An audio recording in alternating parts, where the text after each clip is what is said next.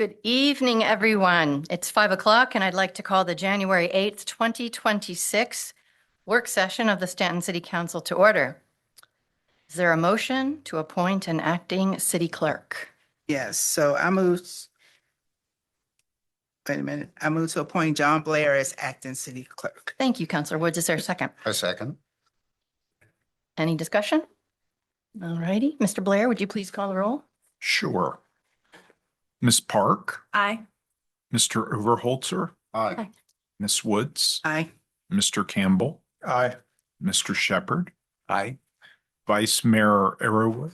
Aye. Mayor Edwards. Aye. Motion carries. Slow. Thank you, Mr. Blair. Item 2 is a presentation by Shenandoah Community Capital.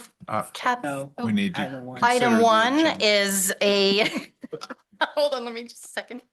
What's We for always item have to two start like instead? this, right? Let's start again. Moving on to item 1. I will now entertain a motion to approve the work session and regular meeting agendas. So Mayor Edwards, Yes, Counselor Woods. I move to adopt the work session and regular meeting agendas as presented. Thank you. Is there a second? I'll second. Thank you, Vice Mayor. And any discussion on that? And Mr. Blair, will you call the roll? Sure. Ms. Park, Aye. Mr. Overholzer, Aye. Ms. Woods, Aye. Mr. Campbell. Aye. Mr. Shepherd. Aye. Vice Mayor Arrowood, Aye. Mayor Edwards. Aye. Motion carries. Thank you. We're now moving on to item 2, a presentation by Shenandoah Community Capital Fund. Ms. Beauregard. Yes, thank you, Mayor Edwards. I am pleased this evening to welcome Ryan Hall, who's the Executive Director of the Shenandoah Community Capital Fund, and he will be here tonight to provide an update to council. It's been a while since SCCF has been before council. I think it was when they were still the Shenandoah Community Capital Fund. But I'm pleased to have Mr. Hall here this evening, and I'm going to just go ahead and turn it over to him. Thank you. Yes, that's right. We did used to be the Staunton Creative Community Fund, which is a little hard to even process now. Same acronym, same mission, just a little different language. So thank you so much for having me here tonight. I appreciate the opportunity, and I'm excited to talk a little bit about what we've done over the past year and what we're looking at doing through next year and beyond. So I'll start with, I think my clicker fell apart here. I will start with some historical context for those of you who may not be familiar with SCCF and some of the work that we've done. Get into some of our educational programs, particularly the Staunton Black Business Collaborative, and then some of our capital projects that we're working on and some opportunities for next year as we looked into 2026. It worked. So contents, that's kind of where we are. For those of you who don't know, SCCF was actually founded in partnership with the Staunton EDA out of the Staunton EDA back in 2008. This week is our 18th anniversary, so we've been around for quite a while now. We facilitate loans, particularly microloans to small businesses, as well as technical assistance to business owners, whether that's folks who are just starting out or have been in business for several years and need a little bit of assistance. And we also provide mentorship through a regional mentorship network. Historically, we've also worked on other funding mechanisms like disaster relief loans. We worked on some loan funding or relief assistance with the Staunton Economic Development Authority for some flooding incentives and things that you had for some of the downtown businesses that were victims of flooding. So jumping into some of our programs, this one in particular, I wanted to bring an update to council on. This was the Small Business Intensive. 2 years ago, Staunton was gracious enough to fund a pilot program for this regionally. And here in Staunton, we were seeing a gap in educational programming for small business owners who had been in business for 2, 3, 4, 5 years. There isn't a cohort-based program for individuals like that. And so we developed a program where 8 Staunton-based businesses, existing, all of them, I believe, were downtown-based businesses, moved through three months worth of programming with local mentors and other peers in their network, and learned a little bit more in-depth structure for their financing, learned about leadership and HR management, and then dug into some more operational aspects that are very specific to these older businesses that have been around, compared to some of the other programming that we do for like startup businesses or people who've never started their own company before. So we really tried to cater and market that program for those individuals. And it was very successful, actually. So this program caught the attention of some national organizations like a group called LISC, and they actually funded 2 more pilots of that program, one in Harrisonburg, which just wrapped up in December, and then they're funding another one in Winchester starting in April. So the program has been very successful. We're able to now kind of grow that and adopt that in other localities. And that was all due to Staunton City Council kind of taking the leap of faith and saying, yes, our businesses need this, and we think that this is the right organization to run this. So we're very, very excited about that one, and kind of, I'll get to this later, bringing it back to Staunton potentially next year, this year, 2026. The next big project that we've been working on is the Regional Incubation Program. This is a Go Virginia funded program. So this was kind of a larger scale initiative. But as with a lot of our programs, if not all of them, we had a large number of Staunton-based businesses join this program. Over the 2-year time frame, we had 6 Staunton-based businesses, and this program in particular is built for scalable companies. So these are folks who don't fit that Main Street lifestyle type model. So you're thinking more of like scalable manufacturing, or maybe they're thinking about franchising, or have some plans of expanding and making a bigger impact on regional economy through higher tax revenue, or potentially hiring, things of that nature. So we were pairing, what we do in that particular program is over somewhere between an 8 to 12 month time frame. They are paired with C-suite coaches who have worked in companies at that scale. If they're not active CEOs in those companies right now, they have been in the recent past, and you get that one-on-one coaching and consulting from those individuals, with additional add-on support from SCCF, and then all of the network of entrepreneurial partners that we have access to, like local EDAs, the SBDCs, anybody that can help that particular company be successful. We try to make those introductions and make sure that they are as well connected and well prepared for success as they possibly can be. So this particular program wrapped up with Go Virginia also in December. We kind of closed out both programs at that point. Again, very, very successful program. We've had a lot of fun putting that on. And now other Go Virginia regions are looking at Capacitor Incubator and trying to model their own incubation programs off of it. What makes our region unique, and I think Staunton is kind of in the same boat as the rest of the region, is that we're non-traditional. We don't have any specific industry sector that jumps out for scalable companies, like maybe a Roanoke has health and life sciences as a big focus there. Obviously, Nova is big defense industry. Our bread and butter in the Valley is manufacturing, trucking, logistics, agriculture, those sorts of things. And so we had to create a program that is a little bit different and not modeled after that, traditional Silicon Valley model that just doesn't work here, because that's not the kind of economy and those aren't the folks that we have here in the Valley. So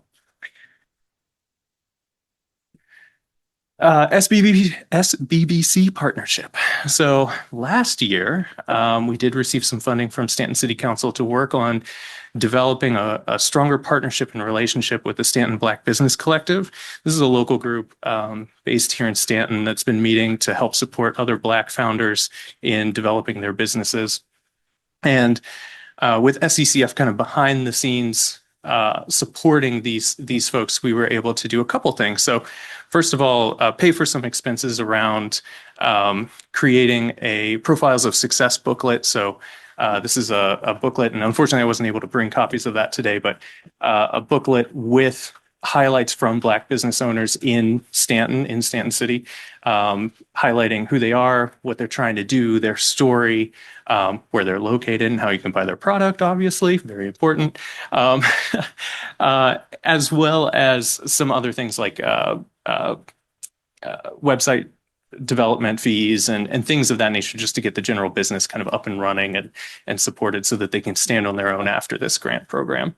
Additionally, we gave them support on developing and deploying their own educational curriculum, including supporting them in preparation for the first annual Black-owned business pitch competition, which took place over the fall. So there were $1,700 worth of prizes there awarded to local Staunton-based businesses. That did not come out of this funding. Those were funds raised outside of the funding that you guys had allocated. And those primarily came from local donors and investors and things of that nature. So they are starting to kind of attract sustainable funding to that particular program for the long term. Additionally, DCCU has given some additional funding to help support the educational programming that will take place next. So over the next 6 months, our staff and the SBBC members will meet for a supper, essentially, where they're sharing a meal, breaking bread with each other, but also learning about business finances or marketing plans, things of that nature in a way that feels acceptable to them and kind of doing it sort of in a supper club kind of style, which fits with that group's MO. In preparation, all of that educational work will be in preparation for the second annual Black-owned business pitch competition happening again in the park next year. So we've helped them kind of build a relationship with the organizers of that group, and we're super excited for what next year could bring, because I'm sure it's going to be bigger and more exciting. So now all of that structure, all of that educational curriculum, all of those pieces now live with SBBC, so they can take that information and continue on with or without SCCF's help. Our goal is to help develop community organizations that want to promote business, and this is a great way for us to kind of provide all of the information that we've curated and developed over the past 18 years and make sure we're seeding it in local community organizations that can carry that forward. To jump more into the capital, which is what a lot of us think of when we think of SCCF, it's one of the C's in our name. Currently, right now, we have 9 loan clients from the city of Staunton with an outstanding balance of $78,000, approximately, give or take. Over the past 18 years, we've lent $2.1 million in funding to small businesses in the Shenandoah Valley. And $769,000 of that went to Staunton-based businesses over that time frame. We do the majority of our technical assistance hours are to folks in the city of Staunton. So those are pre-loan, they haven't received money from us, and post-loan. So once they do receive money, they get add-on assistance. So once they get the loan, we want to make sure we're checking in with them. Most of the folks that we're lending to don't have access to traditional funding through a bank or a credit union, things of that nature. They have some barrier to accessing that capital. And so that's where we step in, and the technical assistance is key to making sure that that loan is successful. So we are very intentional about the post-loan technical assistance. One of the big things that we did this year, and one of the things that, quite frankly, we should have done a long time ago, and that the EDA for Staunton had kind of dictated at the very beginning of our life, was that we apply for a CDFI status from the U.S. Treasury Department. Things happened 18 years later. Here we are, and in my role at the beginning of last year, when I first stepped into this role, I said this is something that we absolutely need to do, and it's well beyond time. So we did receive a grant from DHCD last year to facilitate the application to the CDFI status. We got a consultant, worked through all of our problems and put forward an application. It was an interesting year to request things from the federal government. We're still waiting on a response from them about that. We are hopeful that in the next 3 to 5 months we should hear back on that, but we believe we have a very, very strong application. Why does this matter? CDFI certification is kind of a seal of approval for federal funding entities as well as banks. This will help us receive more capital and investment and expand our product. So it's not just entrepreneurial microloans.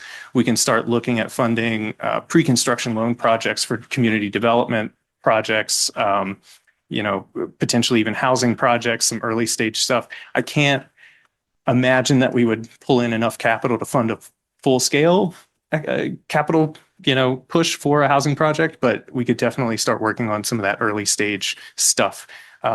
And leverage some CRA motivated banks to invest in some of those projects here locally. So that's the goal. That's the big goal for capital, right? Here's just some examples. We could do some work in opportunity zones, new market tax credits, things of that nature, particularly in areas that are designated by the U.S. Treasury as in need of investment. And for us, our target markets there are particular census tracts, Black entrepreneurs, and low-income individuals. So any project that incorporates some component of that as a primary mechanism for the development, we could be able to fund. So just waiting on that CDFI status. So hopefully soon. Some of our future partnerships are helping to develop a dedicated loan specifically for Staunton. Our loan products right now, our loan pools, primarily come from the SBA and the USDA. We are intermediaries of both of those federal agencies, meaning they provide money directly to us to lend to the community, not necessarily to pay for our staff, but because we've been vetted, they give us funding to then pass on to the local community because we're here and we know the people better than the SBA does, for example. And so could we use that leverage and use some time to fund a dedicated fund just for the city of Staunton? Again, most of our loan funding goes to the city of Staunton, so it would help us spread that money further and for longer and ultimately de-risk kind of that entire loan portfolio. We're also looking at a permanent incubation space here in the city of Staunton. That's a possibility. We have some partners that are interested in seeing that SBI project that has gained so much traction across the region have a dedicated home right here. So we could do that year round for the city of Staunton. And then again, capital attraction for those larger development projects that are EDA sanctioned and that meet your approval and the EDA and staff's approval for funding. We want to make sure that we're aligning all of our investments with your strategic plan and strategic pillars. So I know I typed up a whole bunch of information here, and then I ran through it very quickly. And some of it was very high-depth financial, in-depth financial information. So if I have time, I'd love to field questions and answer anything that you may be wondering. Be a couple of questions, 1 or 2 questions for Ryan. It was all very interesting, and I would love to good. follow up at some point. Yeah. Yeah, I'm happy to. And I believe my email is there. If not, I can send it out or No, it has is it. here.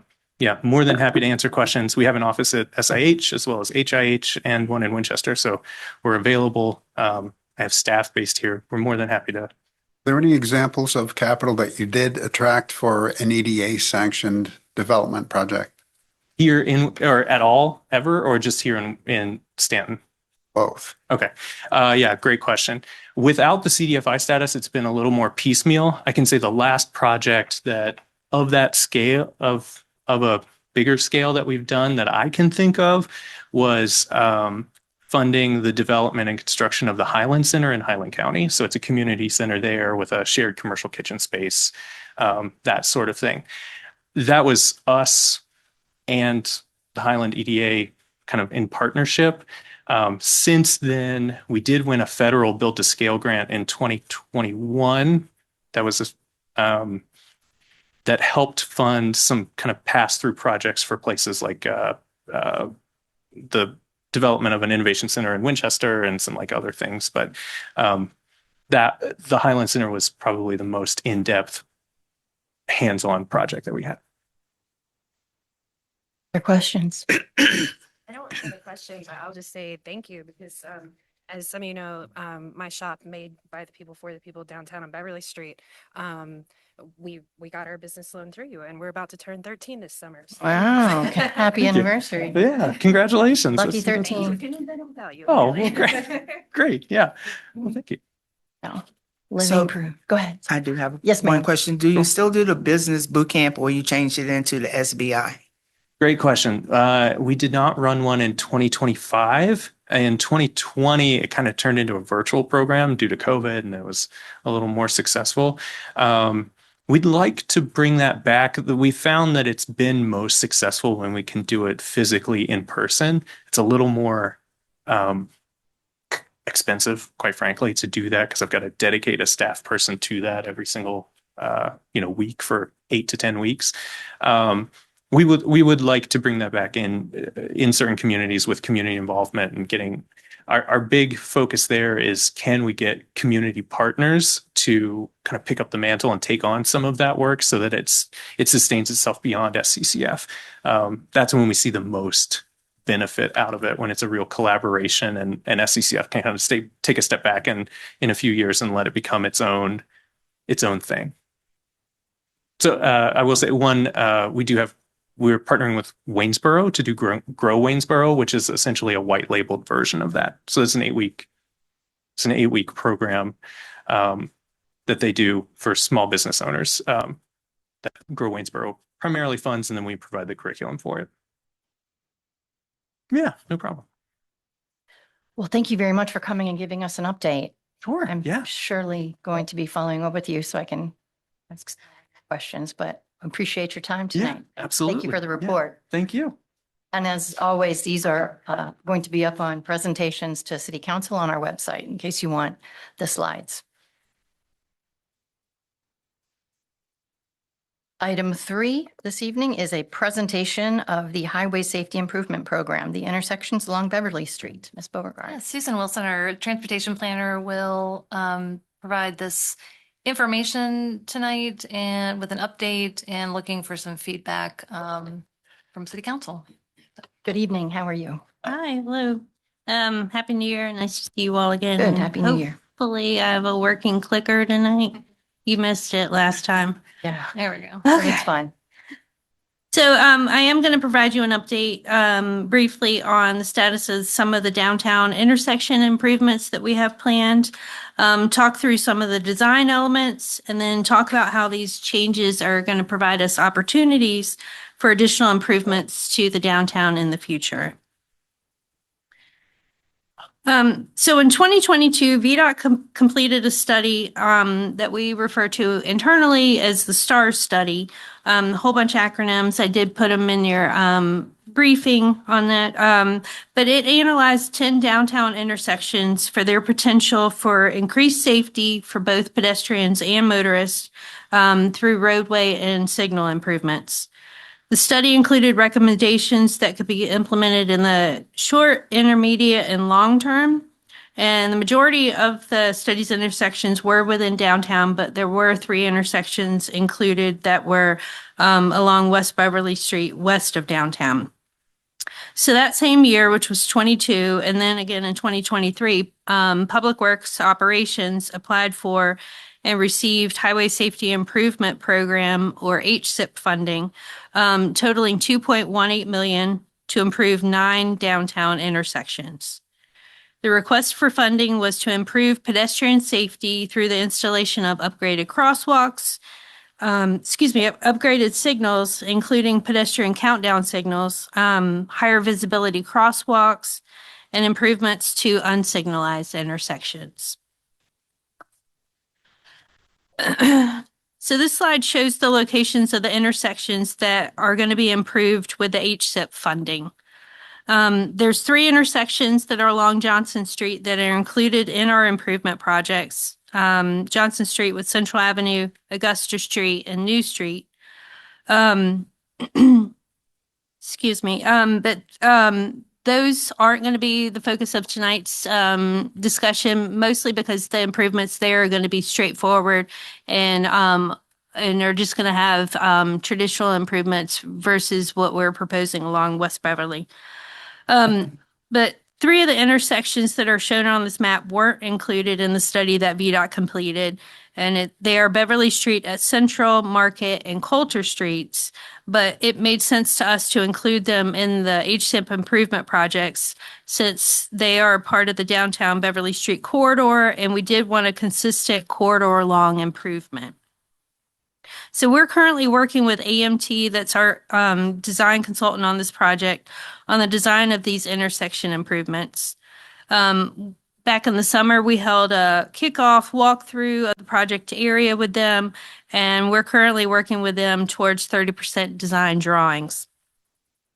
If everything does stay on schedule with this project, we likely will be holding a public hearing on it in late spring. But we don't intend for that to be the only opportunity for public involvement on this project. We're exploring ideas to create more public input opportunities, including a dedicated project webpage. The actual construction of this project is currently not planned until summer 2027 because of the other topic that we're always talking about downtown, the tunnel improvements and street repairs in the wharf area. So because that's just going to be a big disruptor to downtown, as will this project, we don't want any overlap. So right now we're shooting for an advertisement of summer 2027. So because the funding that we received through VDOT for this project is originally federal funding, we're required to improve the corner ramps at the downtown intersections to meet current ADA standards, ADA being the Americans with Disability Act standards. So this slide right here shows our existing curb ramps downtown, and they, like I said, they don't meet current ADA requirements. They're missing the required detectable warning surfaces that you see on newer ramps, as well as other design features that deal with layout, slope, and cross slope. And additionally, best practice for ADA ramps are ones that are directional and line up with each leg of the crosswalk.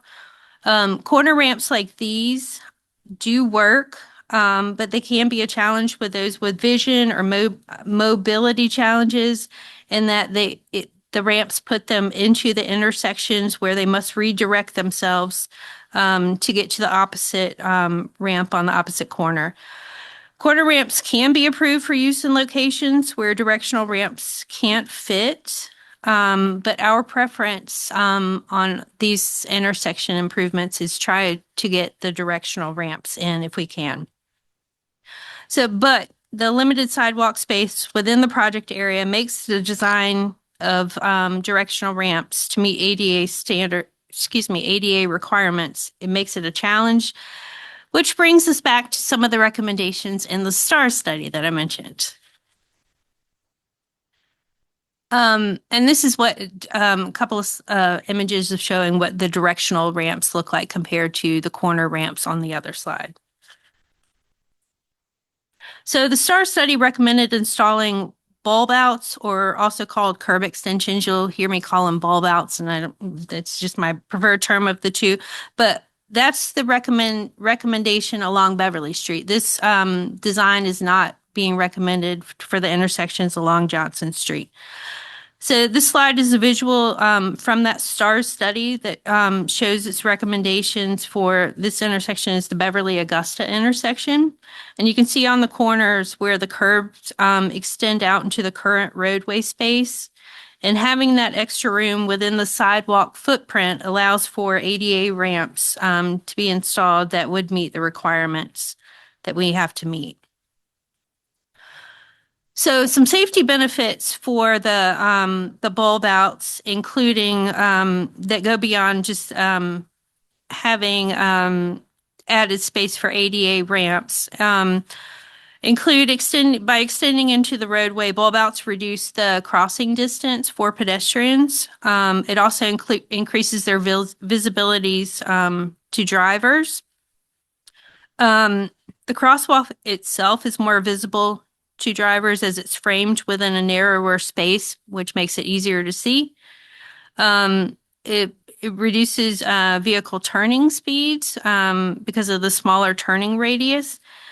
And finally, bulb outs create a physical barrier from parked cars that could encroach into the crosswalk. But thankfully, that's not really an issue that we experience on Beverly Street because we do have pretty consistent on-street parking striped along Beverly. Excuse me, could you? Yes.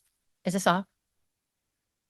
I am good. Oh, could you just go back because I wasn't quite sure what a bulb out was. Could you I'm sorry. describe for everybody that's in the audience Yes. watching or listening? So it's an extension, and I do have some slides Like, that yeah, a that good show example of those. it. But it's an extension of the sidewalk into the roadway space. So it takes the curb and extends it further into the road. So there is actual construction involved, Mhm.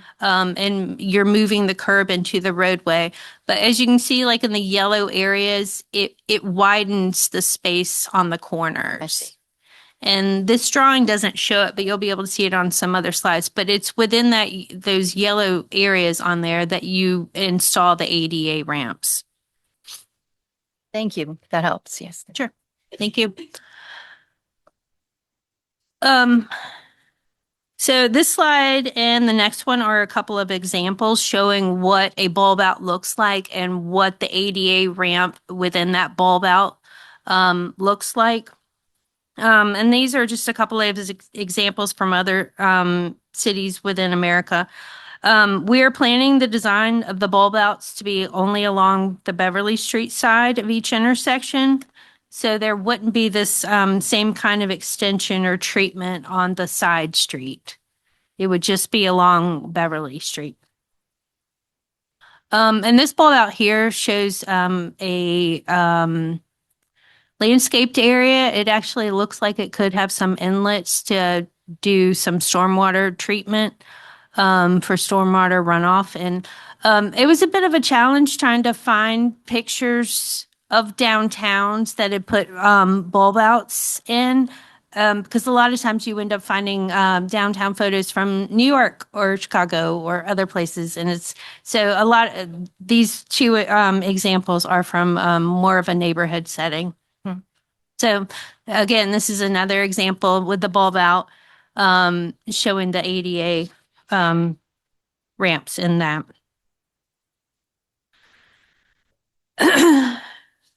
So I'm going to go ahead and preface this and say that we have a couple of AI renderings that we are going to share here, and they are by no means what the finished product will actually look like. But similar to your question, Mayor, it's hard to visualize this if this isn't, what you deal in every single day. So this image right here is it was in Josh and I fully embraced new technology, and we worked with AI to come up with a picture of how bulb outs could look on Beverly Street. Mhm.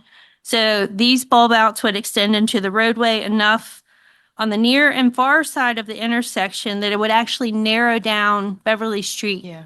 at each intersection approach to a single lane. But as you pass through the intersection and get mid-block, it would open back up to two travel lanes again. But as you approach the next intersection, you would need to merge back over because it would be a single lane just through the intersection. Again, this is an AI rendering. It looks like the drawing that it created for us is showing concrete adjacent to our brick sidewalks currently. But again, it's just a drawing to be able to visualize what these bulb outs would look like. Mhm. And this is another view of the same location. Again, just AI generated and not what the final design would be. And this is just a GIF before and after. It toggles between the two, what it currently looks like and what it could look like.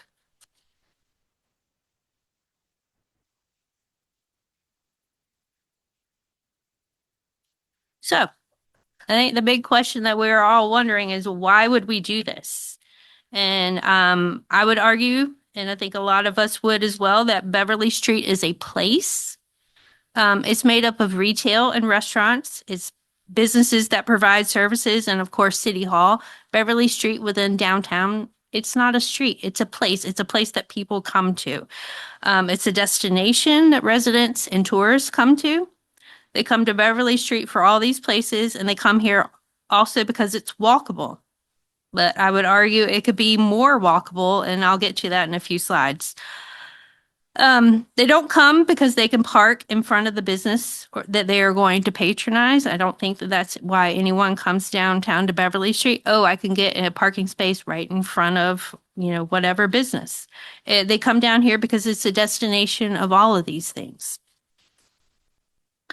So this illustration right here is a good example that shows the different areas that should make up a good pedestrian realm. And you'll see in a few slides that we are doing all of these things within a much smaller footprint. And that's where our challenge is. So the space right in front of the store is called the frontage zone, and it really serves as an extension of the building itself. And it should be the place for entryways, doors, sidewalk dining, and sandwich boards. Yellow area is the pedestrian space. And really within a downtown, that pedestrian space should be about 8 to 12 feet. We don't have 8 to 12 feet total from face of building to curb face on some of our blocks on Beverly. And then the final space adjacent to the road is the street furniture or the curb zone. That's where your trash cans is, your utility poles, your benches, bike parking, etc. So this is Beverly Street near Lewis Street. And all of these things that I'm circling here are super important. You got the big belly trash can, you've got the light pole, the sandwich board, the 2 of the 3 benches that are along Beverly Street. All these are important, and I'm not calling out the olive oil business for their sandwich board or benches because all of this is necessary. It's just we're trying to do it in such a small space. Again, this is another image, showing the tightness that you encounter when you're traveling along Beverly Street. Utility poles up against the back of curb ramps, landscape planters. The mailbox. One person can walk through there.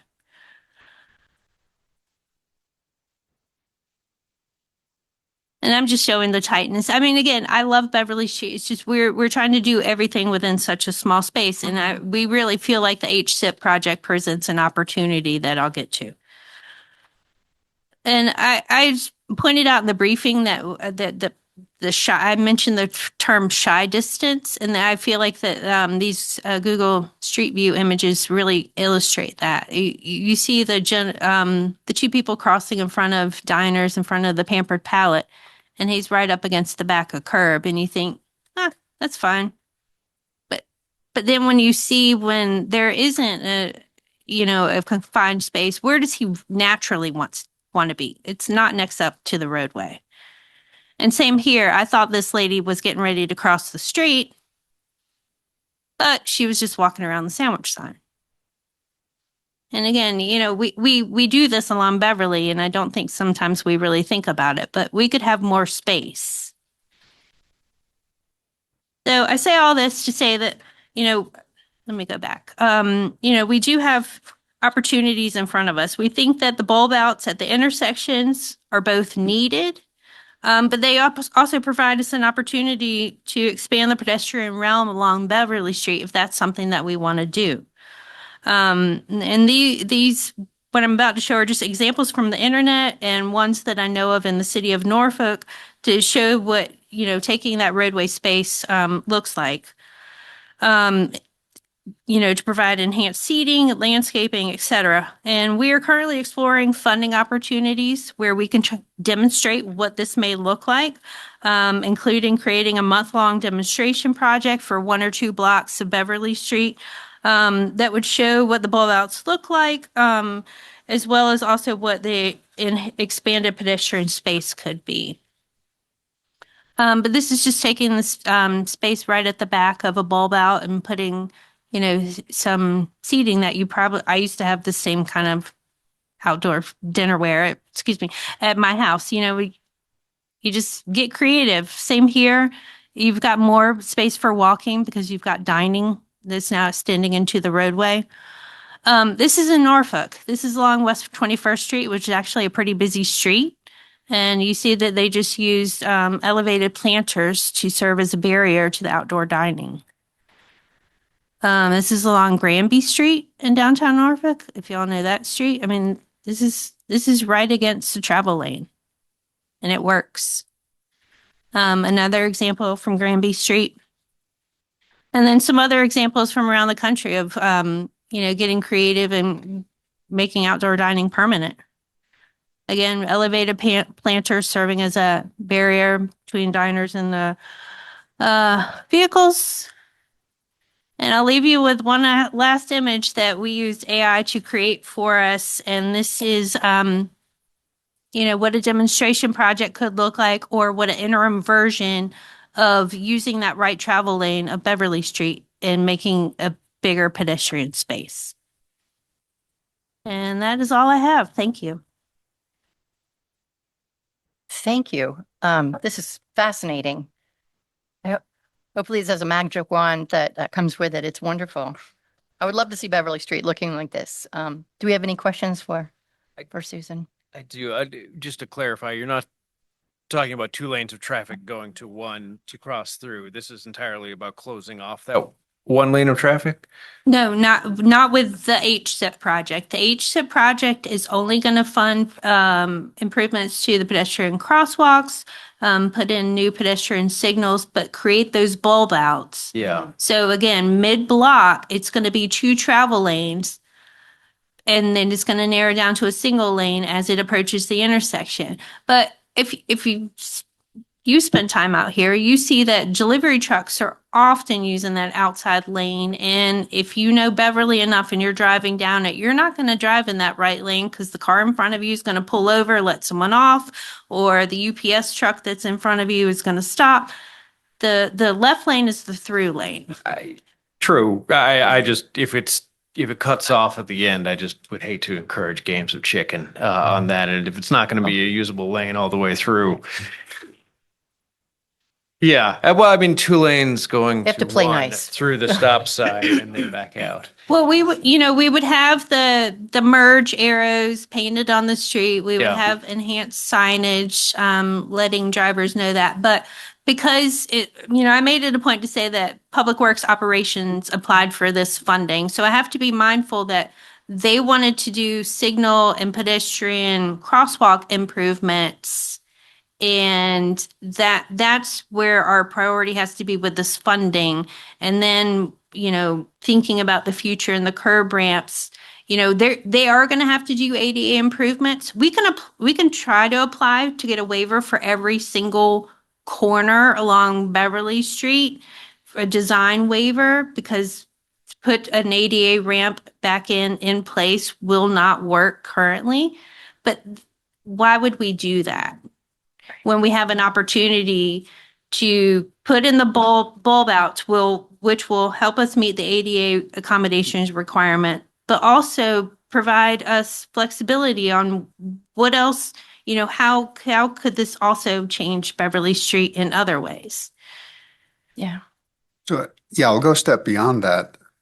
The narrowing to 1 lane, a future possibility that you didn't mention is something that's in our current Staunton plan that we're passing tonight, which is a holistic plan for downtown, all the dynamic changing pieces there. And one of those potential pieces that we want to look at and consider is to extend the closing times for that portion of Beverly Street that's part of Shop and Dine Out, potentially full-time, closed all the time. Then you wouldn't need bulb outs or pedestrian improvements. So how does this fit into those other possibilities? That there are many other things mentioned in the plan, connecting parts of downtown, wayfinding, and you just don't want duplicative spending. Right. Or piecemeal. So how does this potentially fit with that bigger vision? I don't think doing the HSIP project includes or excludes any opportunities. I think that, this could be a one and done. Like the only thing is again, through the intersections, you're a single lane, but if we decided when the HSIP project is done, it's like, well, let's leave it as is. You could, but you could also do other things. But what I would say is I feel like, some of the examples that I showed kind of balances out the need. There is a need for vehicular traffic for businesses. The places where pedestrian malls work are so few that I see it as I personally, I'm not speaking for the city. I see it as a risk that we would really, really want to study. And it almost seems like some of the examples that are shown are balance. You keep the vehicular traffic, which keeps people coming in the door, but at the same time, you expand the space. We also don't have alleys for deliveries on Beverly's. Yes. Because our time is limited this Yes. evening, you had mentioned that there would be more opportunity for public input. Yes. Which would include a dedicated webpage on the city's website. We could certainly always get back in touch with you Yeah. with our comments and residents as well. The beginning of And we can discussion. come back. And we can come towards- back and to once you this all as have had well. time to think about Right. this. This is and- a first go. Yeah, this Yeah. is just the first. So I think, yeah, right. Okay. Thank you absolutely. so much for Thank this you. presentation. Yes, thank you. I love the AI renderings. I think they're great. Thank you, They really Josh. give me an idea. Thank you so much. Thank you. All righty, we're moving right on to item 4, a discussion of proposal for marketing support of businesses during downtown tunnel and street repairs project. Ms. Beauregard. Yes, Mayor Edwards, I have Jessica Blythe here this Oh. evening and Amanda DeMeo, who are going to walk through this item and answer any questions you have. Good evening, Mayor Edwards and council Good evening. members. I'm excited to be here with you all tonight to discuss this proposal. I'm sure it's not a surprise to you all that we've been meeting with the businesses in the Wharf District for months now as we prepare for construction in this area. They have been and will continue to be impacted by some of the closures that will be necessary during this construction period. So I'm going to speak to you a little bit tonight about a program that we've put together that we feel would support these businesses as we continue through this journey. So these necessary repairs have already proven difficult for some of these businesses. They've presented barriers. As we've had these monthly meetings with the wharf businesses and stakeholders, we've been able to identify 3 threats that the businesses have mentioned routinely. And as we've moved through this kind of pre-construction period, internal stakeholders, business or departments within the city have been meeting to see how we can proactively address some of these as we move into active construction. These 3 threats have been the loss of parking, both in the wharf parking area, and then as we progress to New Street, on the New Street and RMA lots, and then as we work on Buyer Street, the Buyer Street parking. There's confusion surrounding access to those businesses. How do customers get to these businesses, as well as reduced visibility as we think about mobilizing construction. So though the involved city departments and SCDA have and will continue to work with these businesses to continue to create appropriate signage and campaigns to educate both visitors and locals, we believe that there are very real threats to these businesses which can be offset by the implementation of a support program. On the slide in front of you, just kind of captured a little bit of what I've said and thinking about that 15-month construction timeline and the impacts that businesses will face. Some of the threats that I mentioned could lead to greater threats, including permanent closures of some of these businesses. So thinking about a solution. The program was drafted as a proactive approach to help these businesses address the identified threats by creating a streamlined communication and messaging to customers. Though we don't know the true extent of the impact, this strategy allows businesses to proactively address these threats with the hopes of preventing the impact and drawing in new customers. The program is multifaceted. Though the compensation I'm proposing is one of the pillars, there are two other pillars, one of which, like I mentioned, is the communication and messaging component that the city departments such as tourism, Jan.8 in his position, economic development in our position with the new website and our newsletters, we can help message a consistent message similar to things that happened like when we had the big dig. There was a very consistent campaign and messaging that went out around that, a very clear brand. So in addition to that pillar, there is a pillar that's focused on education for these businesses of these with workshops. Utilizing some of our community partners like SCCF and Ryan and his folks. So wanted to detail a little bit of the program for you. The entire proposal was in your materials for tonight, but these are some of the highlights of what the program would entail. The total proposed investment is $100,000. This would anticipate reaching at least 20 businesses. That's 20 businesses at the max amount of this grant award. Factors for qualification are outlined in the proposal, but do require businesses to be located within a designated impact zone and would prioritize businesses who have a physical storefront, including our retail, our restaurants, and those who provide services if they're dependent upon foot traffic. At this time, I'm proposing that we adopt this without not adopt it tonight, but that we consider this program without a required match from our businesses. As this program is designed to be in addition to their traditionally budgeted marketing expenses with specific messaging related to the impacts of construction. We will have, like I said, the required workshops will include various topics. Some of the titles that we're workshopping right now for the workshops are strategies for success when facing uncontrollable obstacles, guerrilla marketing, using technology and social media, looking at numbers and operations, and tracking progress and agility.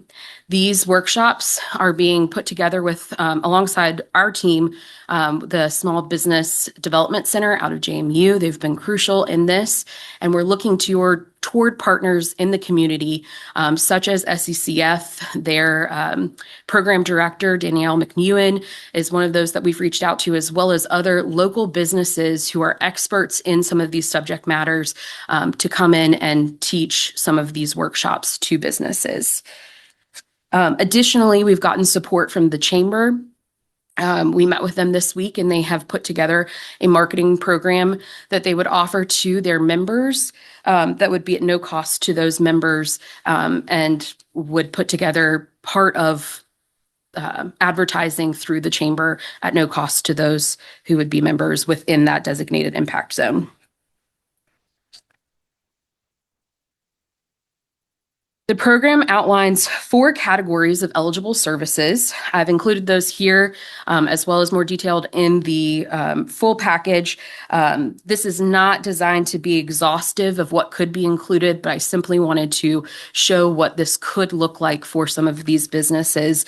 So we're thinking about signage and wayfinding signs, digital advertising to include social media, professional content, whether that's new photography, getting video content, video is performing really well across socials, or updated graphic design. Also thinking about how we reach our customers, whether that's direct mailing, email campaign, and promotional materials. Last thing I have for you all is why. Why am I presenting this to you all? Why is this important? Though all of our businesses throughout the city have seen unique impacts over the last year, this construction has added an additional barrier for these businesses. Not only have they weathered this the last year, but will continue to experience this disruption over the next 15 months. This investment in the businesses helps to stabilize their business and their contribution and investment into the city. So with that, I will take questions from you all on the program. Included in your materials was that map of the designated zones. So in the language of the proposal. It does say they have to be in that zone or adjacent to the zone. We drew those lines as best we could to include all of those stakeholders who we've been working with, but wanted to leave room for those that are experiencing difficulties, or, we're all going through this for the first time. So there may be someone that we miss that is experiencing barriers that we don't know about yet. So that kind of leaves us flexible for that. Happy to take questions. Questions from counselors? I love that this is a proactive plan. It seems to be a pretty detailed, well thought out Thank plan you. with an application process. So there's accountability for public funds used. My question is, you mentioned before in an earlier presentation that you'd done some study of the Big Dig project that we did here in Staunton some time ago, which caused significant disruption, and similar projects in other cities. Can you say anything about how this program reflects sort of lessons learned from those studies and what worked and what didn't? Sure. Some of those other projects. I'll reference most recently we spoke with the leaders in Albemarle who did the Rio Road project with the throughway, the under ramps and the over. And this is very similar to what they offered those businesses. They also had thought about, similar to like COVID when we just gave funds and didn't tie it to like marketing or a specific category. We thought kind of about that of, do we just leave this open and give that? But what they saw was that this proactive approach to the marketing aspect and getting that message out there in that Rio Road project really offset the losses. They had 15 businesses that took advantage of their grant program. They did not have any business. They had one business closed, but they said it was completely unrelated to the project that was going on. And they were also tracking revenues and how those adjusted, and they did not see a large impact on their revenues. So that's another reason we did not include a revenue loss component in this grant. Because right now with what all of our businesses are experiencing, everyone is experiencing some difficulties and some changes and nothing that's really consistent. So we didn't feel like that was a good metric to include, but felt like targeting more in on marketing and being proactive and getting that message out and making sure that with locals, we're saying don't steer clear of downtown just because there's something going on. We want you here. And that's going to be the platform that internally, when we're thinking about the economic development messaging, the messaging from the city accounts, the messaging to our tourists, all of that is going to come from that. We're still here, we're still open, and, explore, of course, Beverly, and the things that won't be as directly infected. But for those that are going to be right adjacent to the construction, we want to make sure that we're giving them some more additional support so that everyone is feeling the love here. With the Big Dig, there was a lot of effort that was spent on the city's side, and Amanda, feel free to jump in, with putting that campaign together, and it being a very clear corridor, I think makes that a little bit different. Also, when we think about the contract that we're working through with our contractor on this, there are going to be suggestions, requirements, if you will, about maintaining pedestrian access and things like that throughout this time. That was also a huge part of the Big Dig, was making sure that we could still access all of those businesses. They went as far as red carpet. I think right now in this day and age, that money towards red carpets is better spent towards marketing funds. That's my opinion. But I think that answers your question, Councilor Overholzer. Give some context. Maybe one more question, if anyone has another question for Ms. Bryant.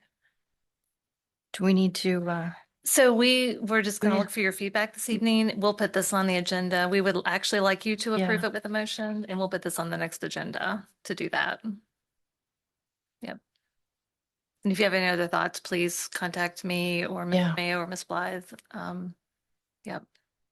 have you already presented this and talked about it with the WARF We had a- stakeholder group? We had a WARF stakeholders meeting yesterday morning. Okay. And so they're aware that this has been presented or is being presented this evening. I did review it with them, asked for their feedback, asked them if Okay. they felt like anything was missing.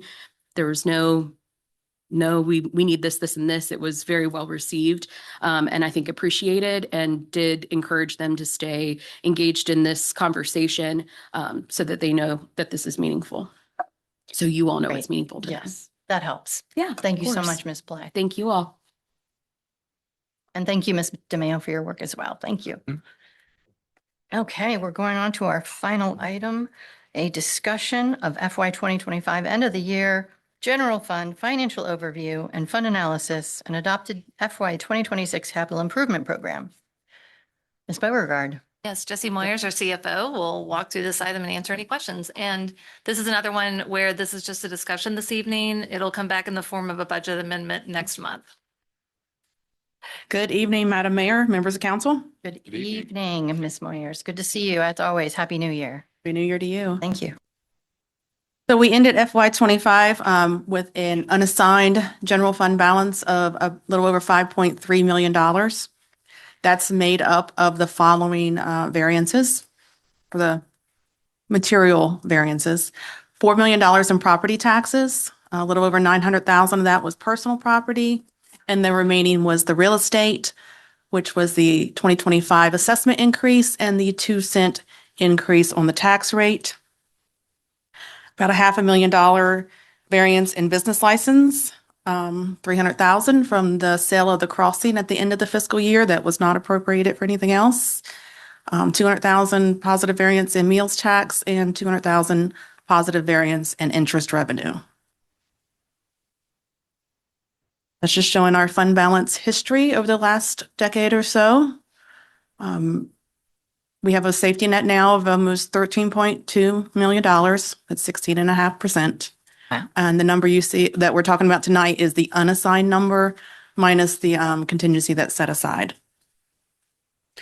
So last year we adopted the 2026-2030 CIP plan in April, along with the budget, and then we updated it in August. And so a majority of the carryover is slated to go toward the CIP funding for FY 26, and that's about $3.6 million. The only thing that we have changed in this CIP is the $100,000 that we had set aside for the Gypsy Hill Park lighting is being proposed to move to the CAD project for the police department because that project is underfunded. And the Gypsy Hill Park lighting project was already done in FY 25 and it came in much cheaper than what they had originally estimated. We're also suggesting that $811,730 is allocated toward the infrastructure repairs that's going to start taking place at the wharf area on for the tunnel repairs. This is mainly the 2-cent increase that is in our carryover and the sale of that crossing property. That is what the $811,000 represents.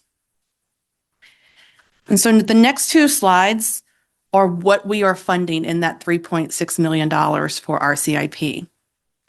This is a plan. You are welcome to change it. If there are no changes tonight, I will bring this back on budget amendment number 2, which will be introduced to you at the second meeting in February. We will have a public hearing on that budget amendment that night, and then it's adopted the following meeting. So some of the ones that I will point out are the ones that are new or special projects for FY 26. We started a reserve for the fire station and the police department to try to save cash for when we go to do those things that we don't have to take out so much debt. The fire station number 1 reserve is $200,000. The police department, phase 1 is what we're calling to try to locate like a parcel of land for a future building, saving $150,000 starting this year. Increasing our ineligible streets and parking lot paving fund from $100,000 to $150,000. Public Works Equipment Fund from $100,000 to $175,000. The Public Works Building Fund, that is the fund where we fund HVAC replacements and roofs and other major repairs that we can't cover out our operating budget. That is being proposed to increase from 100 to 200. The next 100,000 is the one that I'm proposing that we move to CAD to fund the shortfall there. And then we have a project at Crossing Way for additional lighting that is out there for 150,000.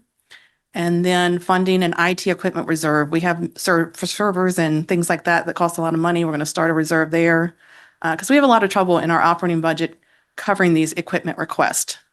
And so we need to have the money there for when they come due, need to be replaced. The new sidewalk reserve, we had been funding that about $100,000. Sidewalks are very expensive, so it takes a long time to save up money to add new sidewalks. So Rodney has proposed that we get to the point where we're saving $500,000 annually. We increased it from 100,000 to 300,000 this fiscal year. Next year, I think it goes to 400 and then to 500. The housing reserve, this is our first year funding that. They had proposed 30,000, so it's in there for 30,000. Parks and Rec Equipment Reserve, that's very similar to the Public Works Equipment Reserve. They have a lot of old equipment, dump trucks and stump grinders and leaf vacs, things like that need to be replaced. And so we're starting them an equipment reserve, similar to what Public Works uses. Golf cart replacement reserve, Chris Tuttle proposed that, starting in FY26. And I have a slide after this on golf carts because sometimes they're viewed as just a replacement expense, but they do generate revenue. And so I wanted to show some of that. Let's see. And then the schools had asked us to help fund some of their maintenance items. So this is our first year funding $50,000 annually toward a school bus replacement.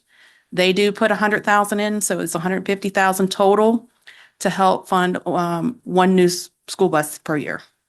And then parking lot paving reserve, they were coming up a little short there, and so they're asking for $20,000 there.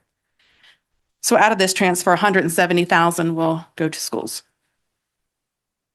So the golf cart reserve at $60,000 would replace 10 golf carts per year. I put a revenue chart in. We had got down prior to COVID of less than $100,000 per year between the golf cart rentals, the green fees, and the membership fees. And you can see since we invested in those 40 golf carts in 2021, we are now close to $400,000 of revenue. So the payback period on those carts were less than 2 years, which I think is pretty good. We operate a fleet of about 50 carts, and the first ones that would be replaced with this reserve are about 15 to 20 years old. So it's not the ones that we had bought just in 2021. They're much older than that. So after those recommendations, it's a little over $900,000 left. Policy says that the first priority is capital type items, but it is your discretion to use it other ways if you see fit. And like I said, appropriation wouldn't occur until budget amendment number 2.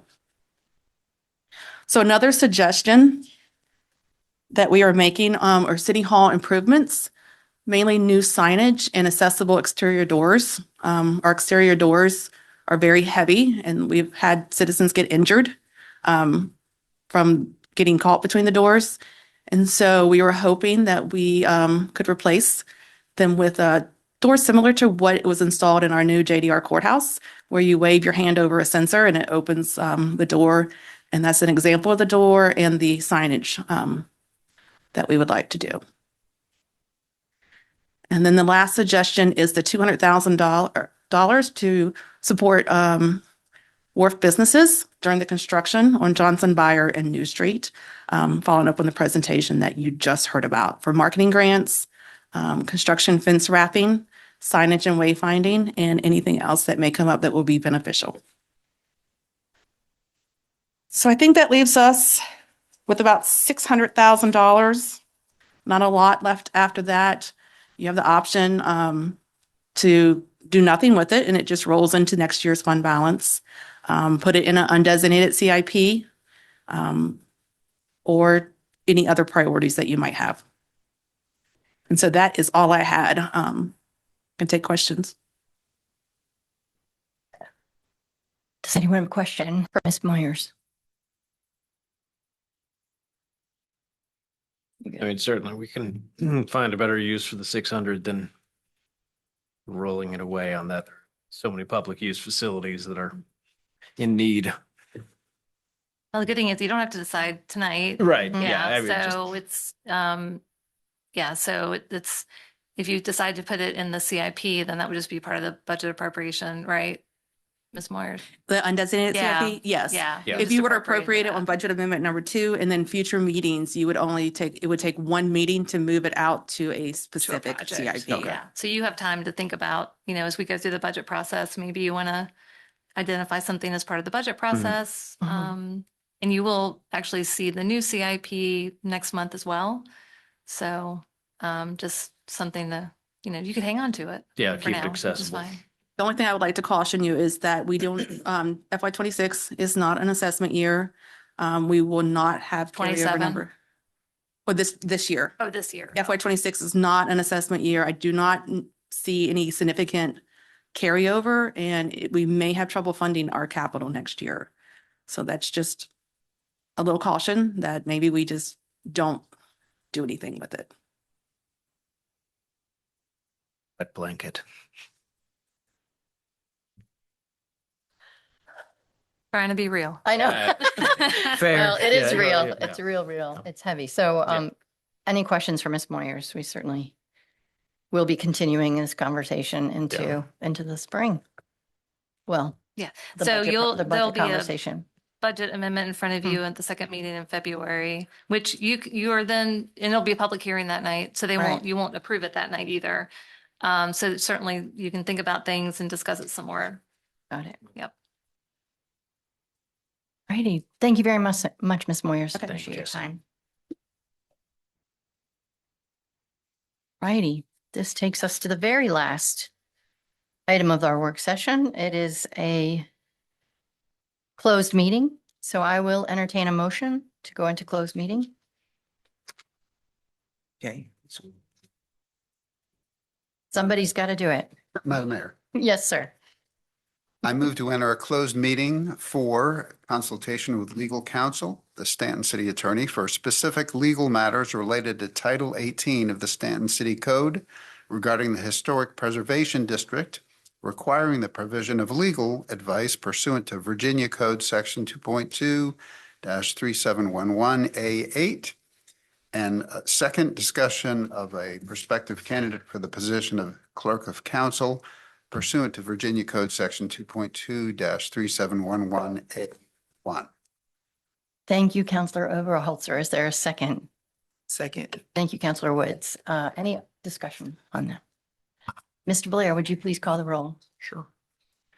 Ms. Park, Aye. Mr. Overholtzer, Aye. Ms. Woods, Aye. Mr. Campbell. Aye. Mr. Shepherd, Aye.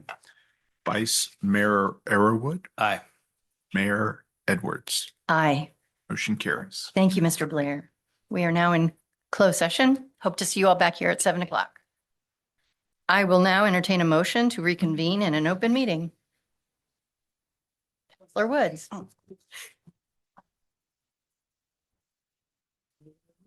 Give me do it. Madam Mayor, Counselor Campbell. I move that council reconvene in an open meeting and certify to the best of each member's knowledge that only lawfully exempted public business matters were discussed and that only public business matters as identified in the closed meeting motion were heard, discussed, or considered in the meeting. Thank you. Is there a second? I'll second. Thank you, Counselor Woods. Any discussion? Would you please call the roll, Mr. Blair? Yes, ma'am. Ms. Park, Aye. Mr. Overholtzer, Aye. Ms. Woods, Aye. Mr. Campbell, Aye. Mr. Shepherd. Aye. Vice Mayor Arrowood, Aye. Mayor Edwards. Aye. Motion carries. Thank you, Mr. Blair. Well, it is 7:01, and I'd like to call the January 8th, 2026 regular meeting of the Stanton City Council to order. Please stand as you are able and join me in the Pledge of Allegiance. I pledge allegiance to the flag of the United States of America and to the republic for which it stands, one nation, under God, indivisible, with liberty and justice for all.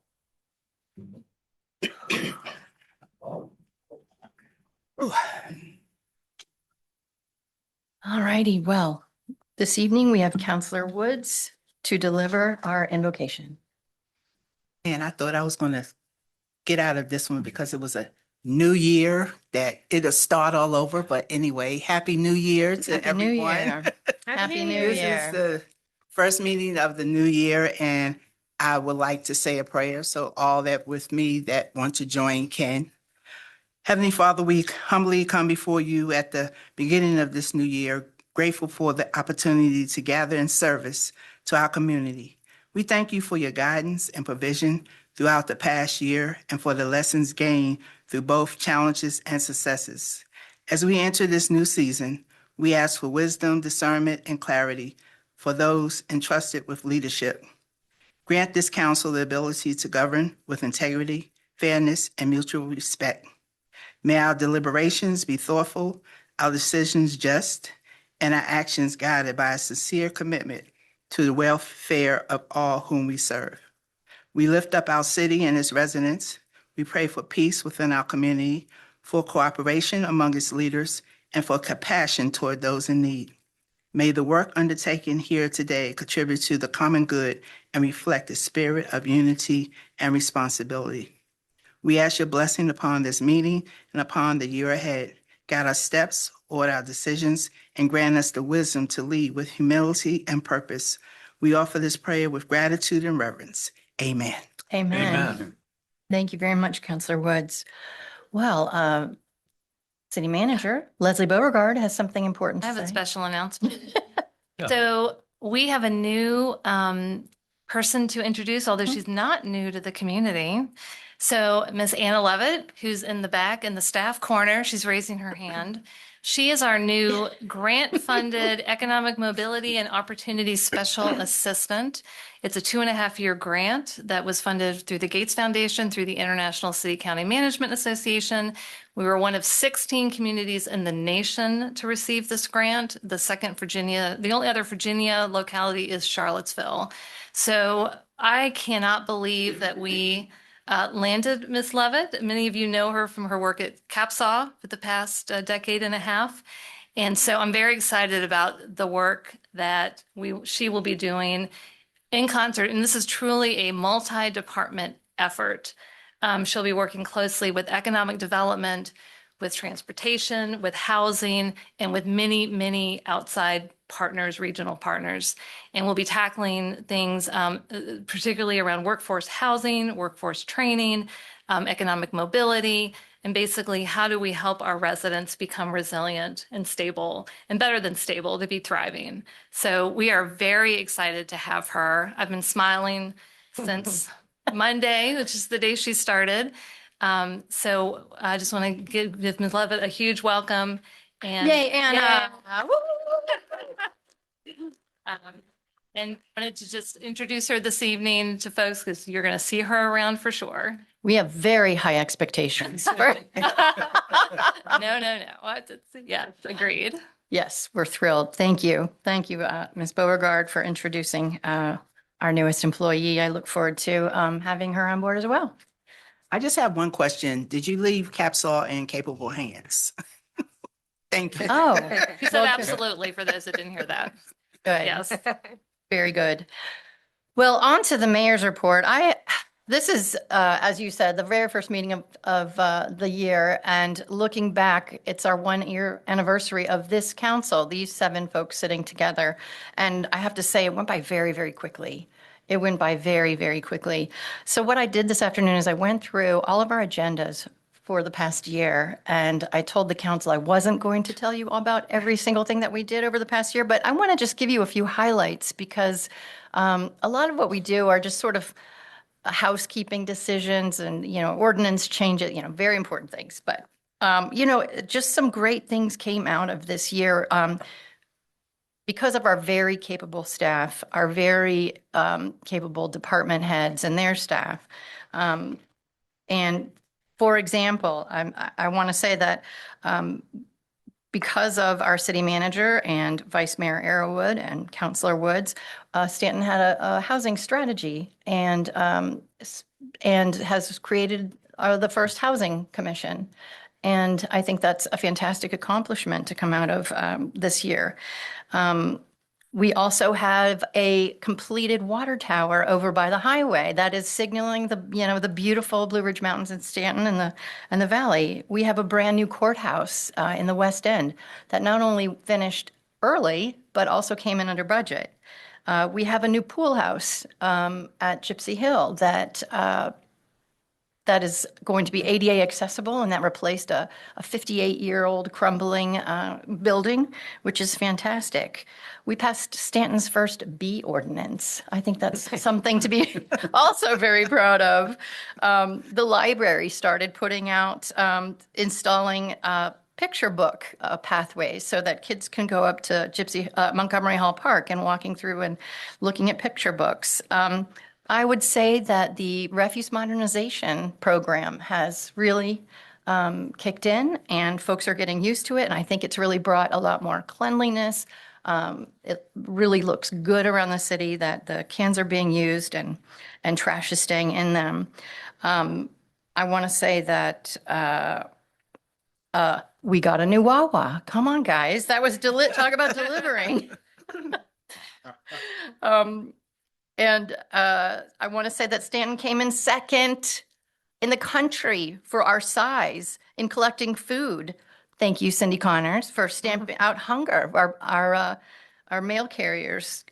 We have been continuing to work with flood mitigation, and the stream restoration was completed at Gypsy Hill Park.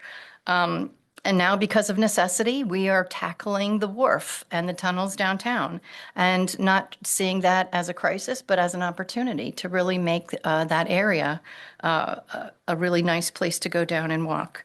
There are many other things that I could say, but I'm going to just ask everybody here to think about the good things that you have seen happening in Staunton. There are certainly still things that we would like to see change and improve, but for example, bicycle lanes. We see these things and they don't happen by accident. They happen because people work together to make them happen. And I always appreciate seeing folks show up, expressing their opinions, and letting us know how you feel. So I will ask other members of council if you have something you would like to share.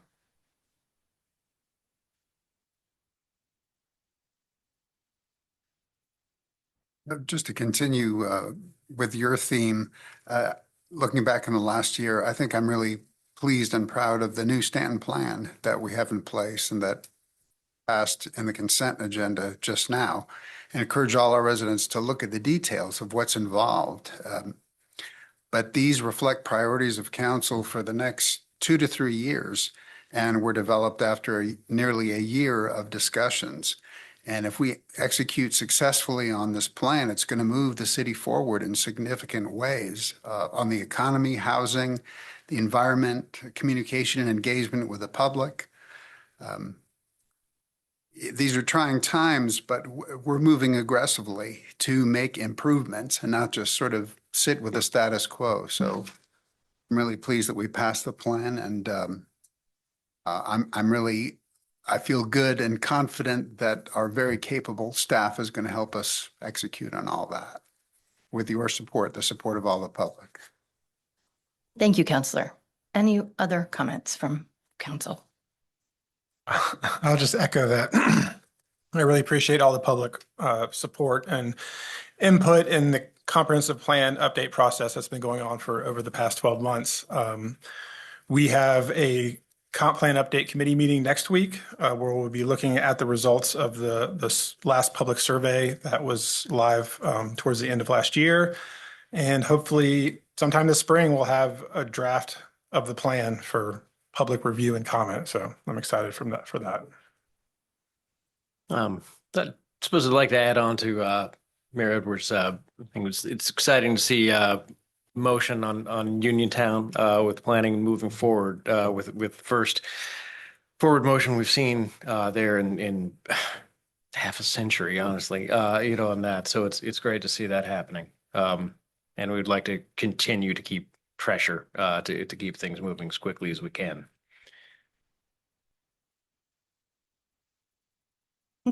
Thank you all very much. All righty. Well, moving on to item A, the consent agenda. Madam Mayor, Yes, sir.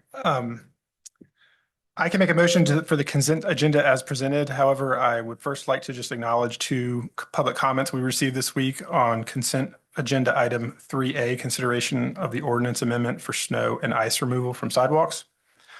First, there was a request to clarify how the updated amendment would be enforced. And I just wanted to state that like much of our ordinance requirements, enforcement would be on a complaint basis to the appropriate city personnel. Second, there was a concern shared about impacts to our downtown central business district since the amendment extends the time frame to clear sidewalks from 6 hours or noon, as currently stated in the code, to a baseline of 12 hours with less than a 6-inch weather event.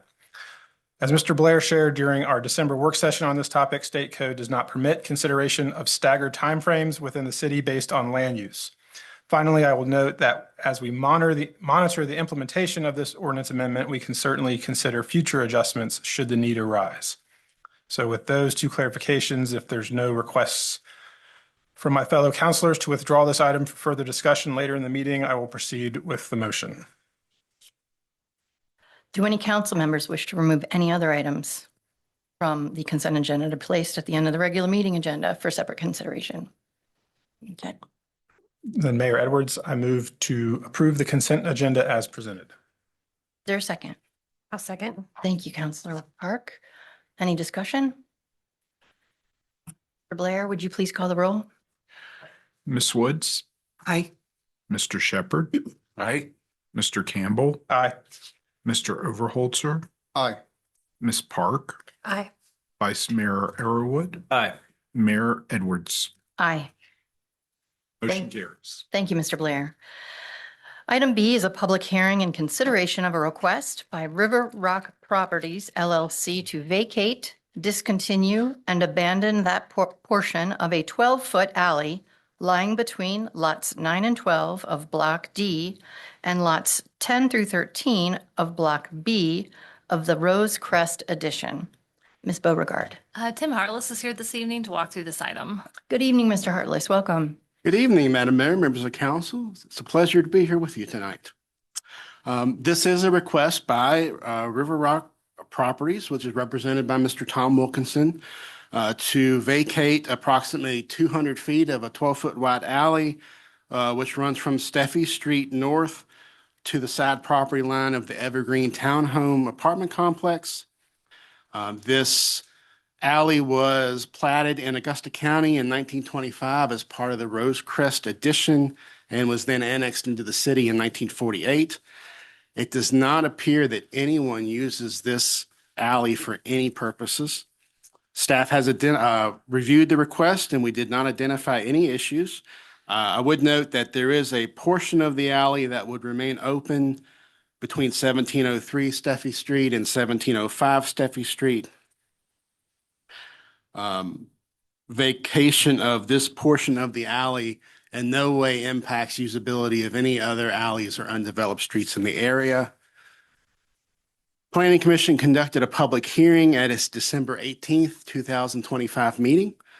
During the public hearing, no one spoke in opposition and the Planning Commission unanimously recommended approval. Mr. Daniel Hansen is here tonight representing Mr. Wilkinson. I'm sure he'd be happy to answer any questions that you may have. And also, I'm happy to answer any questions now, or I can come back after the public hearing. Does anyone have questions for Mr. Hartless? All righty. Go ahead and start the public hearing. In a moment, I'll open the public hearing. It's a portion of the meeting set aside for council to hear comments from citizens and others on the specific topic listed on the agenda. When it's your turn to speak, please begin by stating your name and address for the record. We ask that you keep your remarks to 5 minutes or less. When your 5 minutes have passed, I will let you know that your time has expired. For those joining us on Zoom, please raise your hand now if you wish to speak on this public hearing item. You'll also have the opportunity to participate later during other public hearings and during matters from the public. Once everyone who wishes to speak has had a chance to do so, I will close the public hearing. If you wish to speak, come forward to the podium, and we will alternate between those who are here in person and those with their hands raised on the Zoom platform. As a reminder, this public hearing is for item B only. Thank you. Mr. Hanson. Oh, it's over. No, I thought you had to start it. No. It's all good. Madam Mayor, members of the council, thank you for having me here tonight. Daniel Hanson, for the first time representing Westwood Professional Services tonight. Wow. It's official as of a few weeks ago. So, but tonight I am also here representing Tom Wilkinson River Rock Properties on this alley vacation. Again, it's about 200 feet of properties, all owned by River Rock Properties. The alley dead ends at the end of their properties. So this is, as Mr. Hartless mentioned, this isn't really affecting anybody else. So that's kind of all I have to add to his report. But of course, if you have any questions, I'd be happy to answer them. Any questions for Mr. Hanson? Appreciate that. I Thank think you. you're good. Mr. Knight, do we have hands raised? We have no hands raised. Would anyone else here like to speak to item B? All right, no hands raised? Hands All raised. right, the public hearing is now closed. Do we have any more questions for Mr. Hartless before we have a motion? All righty, well, I will entertain a motion.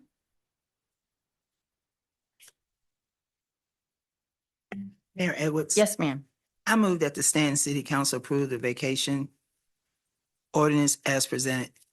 Second. Any further discussion on this? Mr. Blair, will you please call the roll?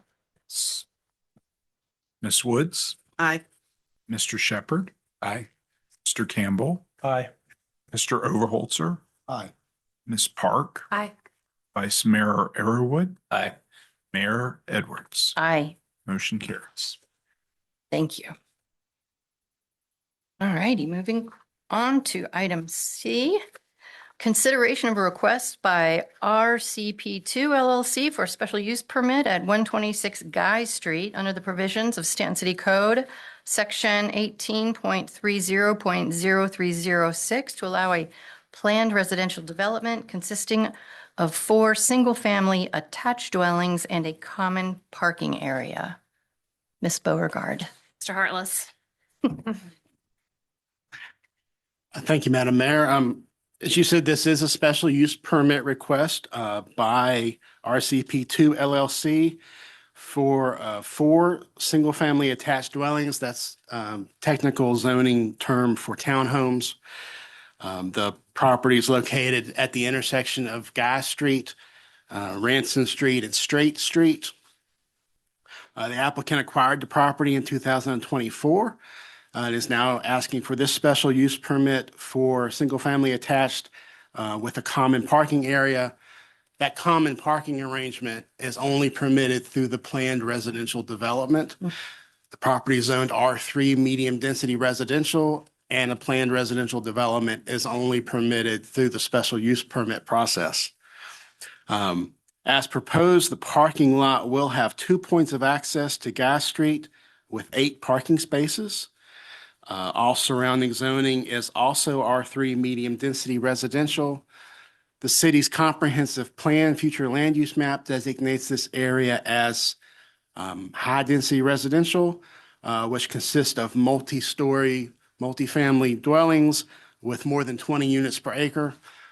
This proposal is for 4 units on a lot that's roughly 1/3 of an acre. So the proposed development is consistent with the comprehensive plan designation. This special use permit is the first step in the development process. There will also be a final plat required for creation of the individual building lots, as well as the common parking area. A site plan would be required for construction of the parking lot and any associated stormwater management facilities. The plat must be approved before the site plan can be approved, and both must be approved before we can issue any building permits. Planning Commission considered this request at its November 20th, 2025 meeting. They conducted the public hearing. At that time, no one spoke in opposition to the request. Some concerns did arise related to parking, maintenance of the parking lot, setbacks, and landscape. And the commission decided to table the matter at that November meeting to give the applicant time to make some revisions to the plan. The applicant did make those revisions, and the plan came back before Planning Commission at its December 18th meeting. At that time, the commission did unanimously recommended approval with 5 conditions. The first is that no more than 4 single-family attached dwellings are permitted. Number 2, all work must be done in general conformance with the approved master plan and strict conformance with the approved special use permit. Number 3, all common areas, shared parking areas, and associated landscape must be owned and maintained by the homeowners association. Number 4, a site plan of development will be required and must be approved by the city of Staunton before work shall commence on the property. And number 5, a final subdivision plat will be required to create lots for the common parking area and the individual building lots. If you have any questions, I'd be happy to answer them.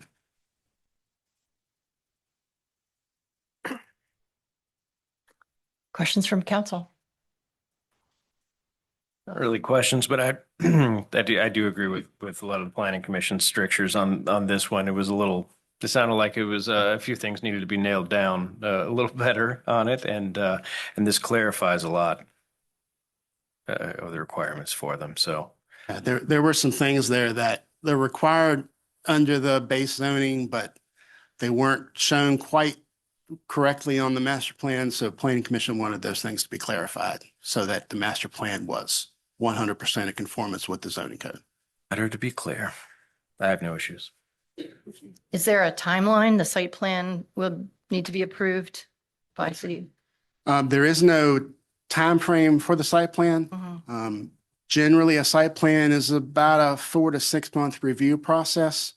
Once the site plan is approved, it's valid for 5 years. So once the site plan is approved, they'll have 5 years to begin construction, or the site plan becomes void. Thank you.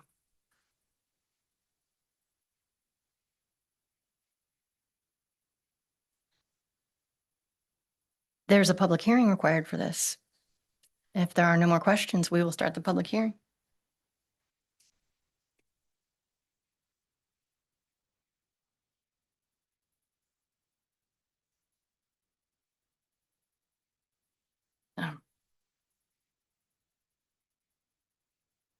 In a moment, I'll start the public hearing, and please approach the podium if you'd like to speak.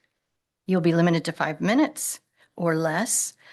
Please state your name and address for the record. And if you are on Zoom, please raise your hand if you'd like to speak, and we'll alternate between those physically present and those on the Zoom platform. If you would like to speak on item C, please approach the podium.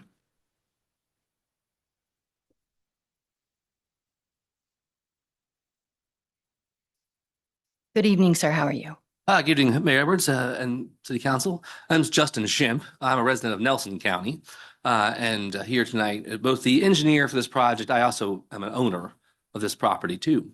Here merely to introduce myself and say I'm very excited to be doing some work in Staunton. I live over the other side of the mountain, but I spend all of my free time here in Staunton whenever I can go shopping or eating out. And so it's a pleasure to be doing some development here. I do a lot of infill development of sorts in Charlottesville area in that market. And so we found this parcel and thought it'd be nice to do something kind of similar for small, more affordable townhomes. Perfect. And so we plan to construct those, either or rent them or sell some and keep some for rentals. So happy to answer any questions council may have. Do you plan on, did you have your eye on any other parcels? You talk about doing infill in Charlottesville. Just, this has nothing to do with the item here, but yeah. And what are I their realized, addresses? Yeah. but I heard you say that and I thought, Yeah, we're always looking. I think I don't know this market as well yet as I do Charlottesville, but we're trying to get over here. And I think that you'll have a lot of good things going for you over here.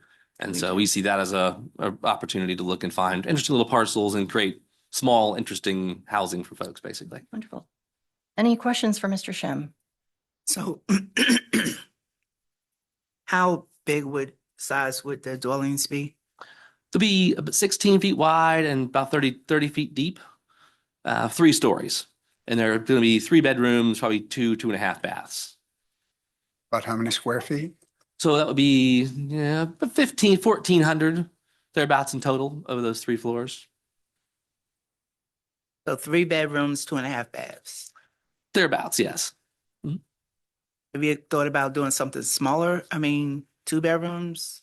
We have, yeah. We there's lots of different product types you can get into, but we're trying to do something that was sort of maybe a family. You could have like a child or 2 in. A lot of folks do like a 1 or 2 bedroom apartments, and I've done lots of those too.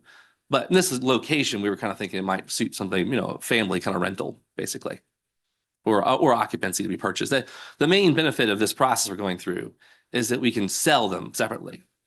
You could do, I think, a 6 or 7 unit apartment building by right without a special use permit here, but you could not subdivide it and sell the parcels separately. And so this is the opportunity so we could build them. And if somebody comes along and says, hey, we want to buy this, we want to sell it to them, we have that option, basically. That's the main benefit of this process. That explanation. Purely out of curiosity and not having to do with this, would these be stick built or modular builds? Oh, we would stick build. Oh, stick built. These. Okay. All right. Does anyone else have questions for Mr. Shim? Thank you very much, sir. Do we have a hand raised on the Zoom platform, Mr. Knight? Madam Mayor, we have no hands raised. Would anybody here like to speak to item C? Again, Mr. Knight? Any No hands raised? All righty, I will call this public hearing closed. Any further comments or questions from City Council? Or would someone like to, Thank you for investing in Stanton. would anyone like to make a motion? Madam Mayor. Yes, sir. I move that the Stanton City Council approve the special use permit as presented with the conditions recommended by the Planning Commission. Thank you, Vice Mayor Arrowood. Is there a second? A second. Thank you, Councilor Shepherd. Any further discussion? It's good to see more housing coming into Stanton, Indeed, housing units. indeed. True. Mr. Blair, would you please call the, wait a minute. We lost track. No, You seconded. Yeah. yeah. Would you please There call the was roll? discussion. We had a Yeah. discussion. Yeah. Would you- He started complimenting people and it got me off track, right? It was discussion. It was discussion. Mr. Blair, would you please call the roll? Ms. Woods, Aye. Mr. Shepherd, Aye. Mr. Campbell, Aye. Mr. Overholzer, Aye. Ms. Park, Aye. Vice Mayor Arrowood, Aye. Mayor Edwards. Aye. Motion carries. Thank you, Mr. Blair. Thank you, Mr. Shim. Good luck with your project.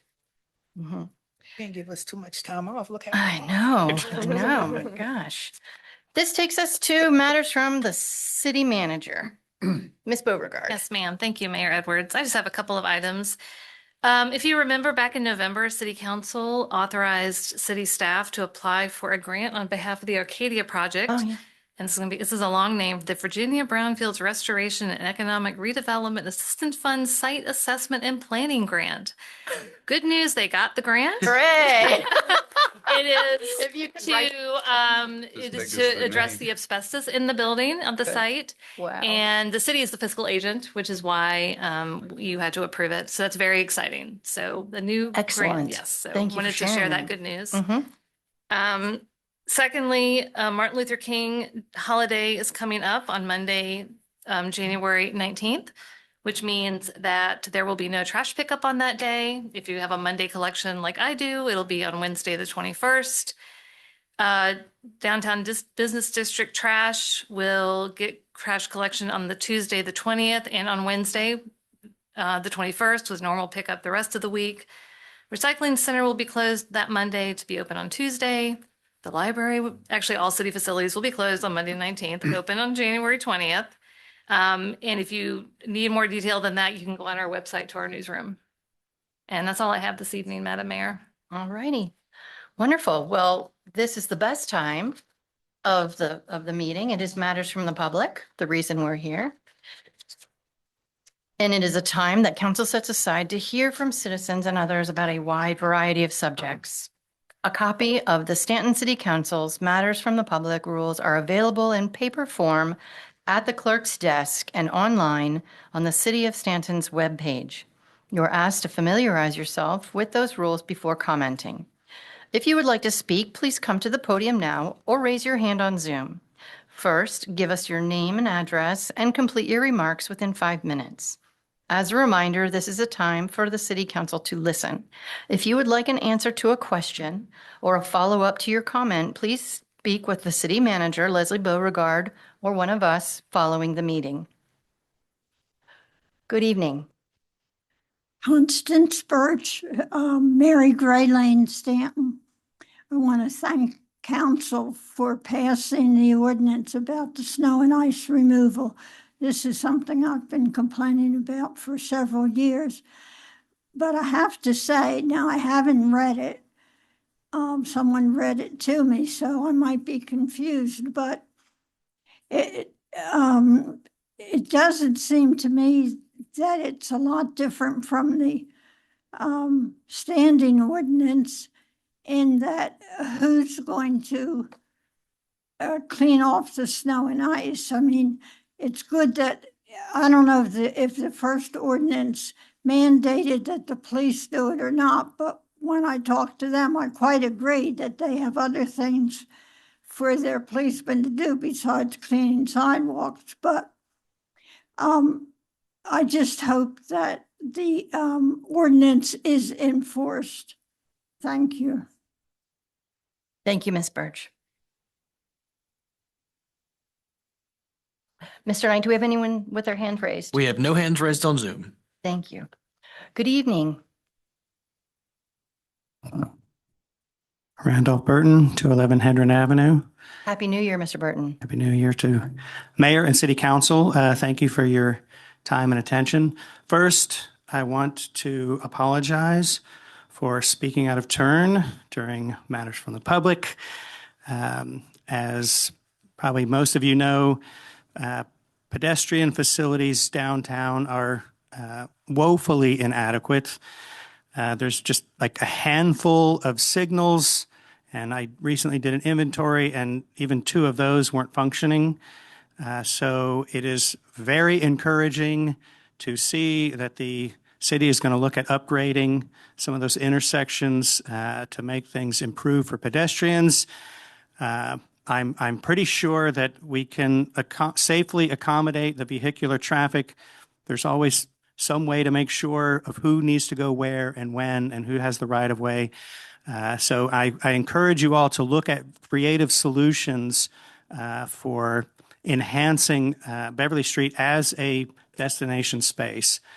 I think that just, that main street is one of the things that makes our town so beloved and a desirable place for both residents and people to come visit. So things that we do to make that better are always appreciated. So looking forward to seeing what happens with that. Thanks.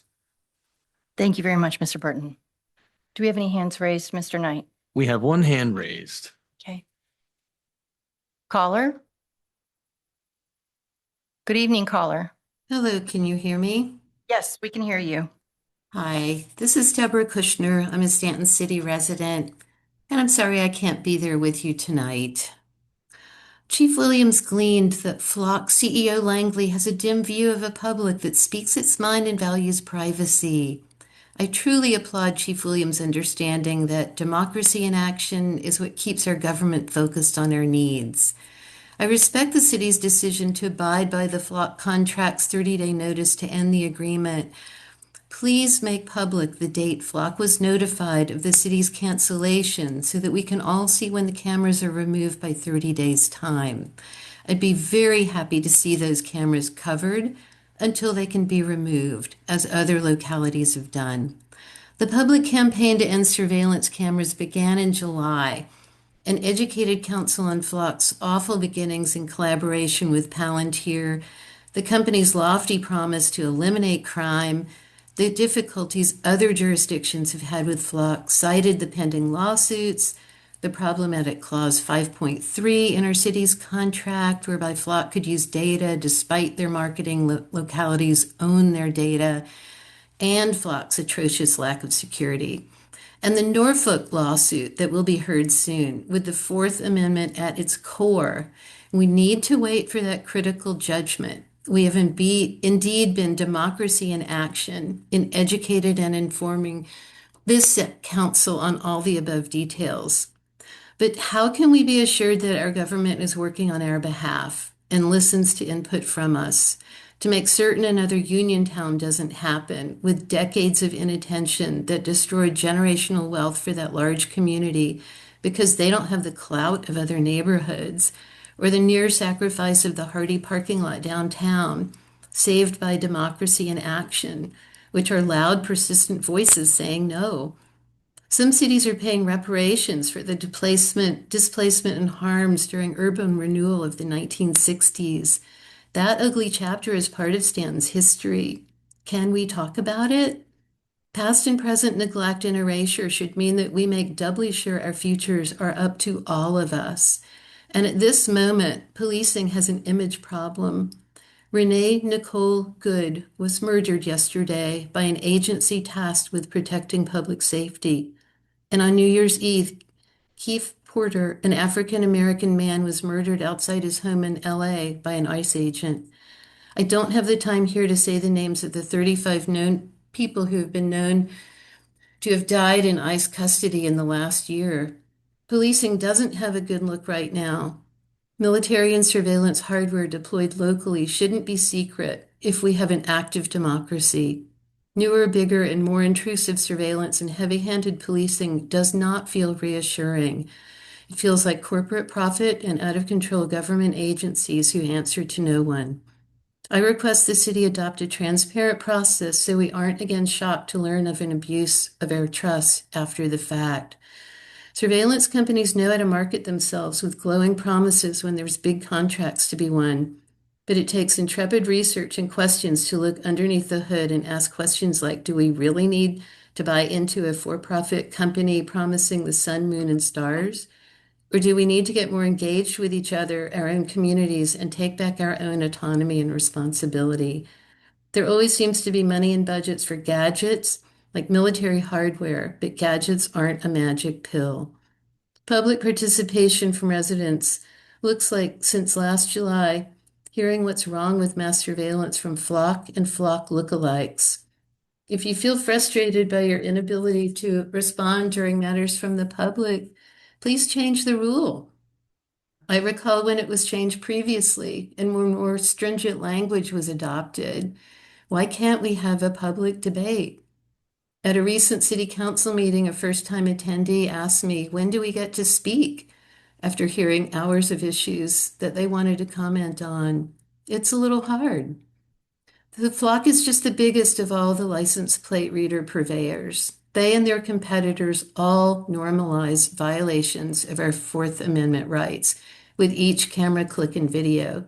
Terms like force multipliers put a mask on warrantless surveillance that sounds strong and necessary, but their business is building a data profile on each of us, which I find repulsive. Our "you are welcome here" mural just doesn't feel like it rings true. Thank you. Thank you, Ms. Kushner. Is there anyone present who would like to speak? Come to the podium, please.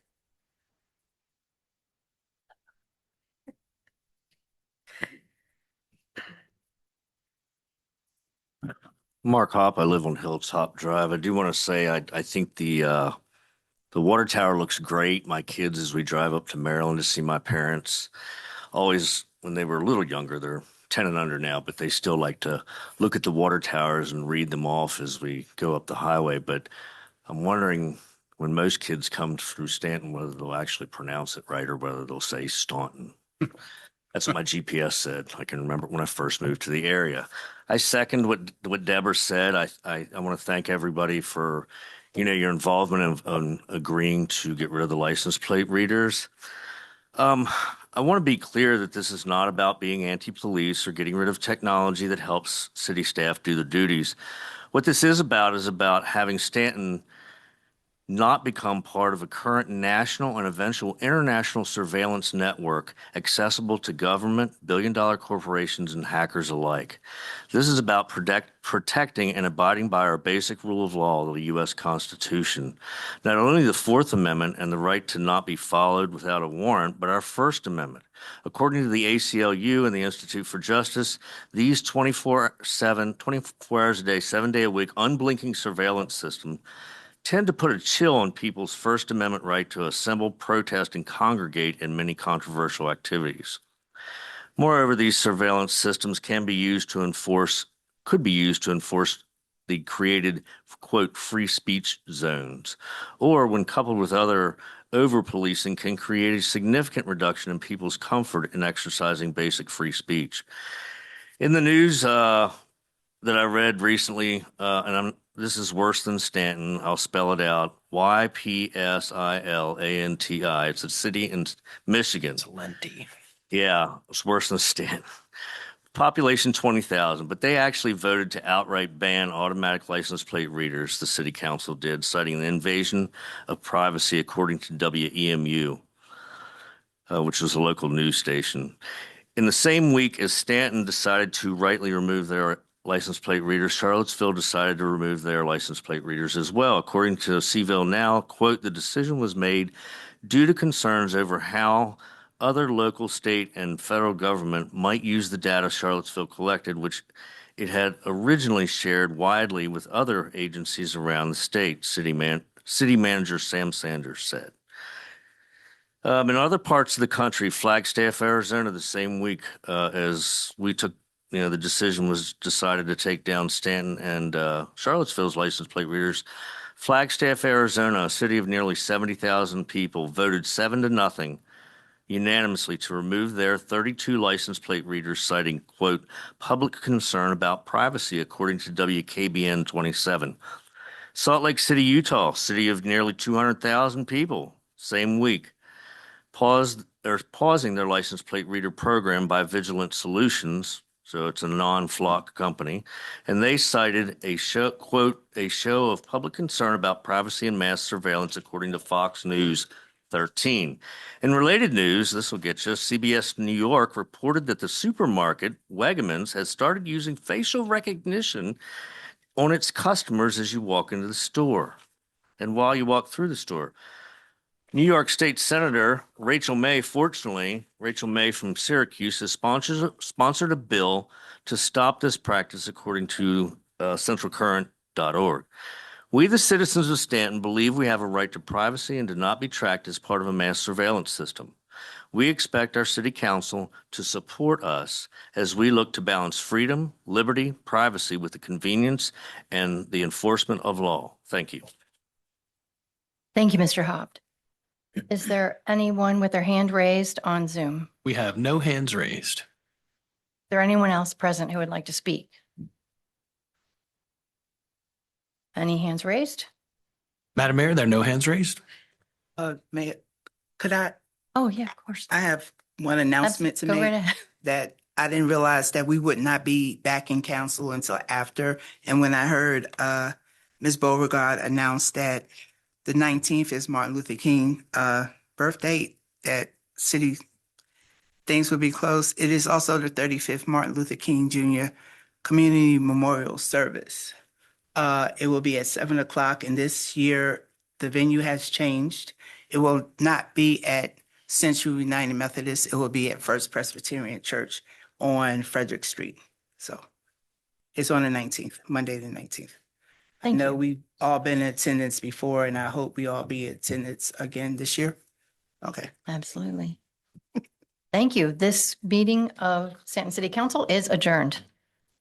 Thank you. Thank you all for coming.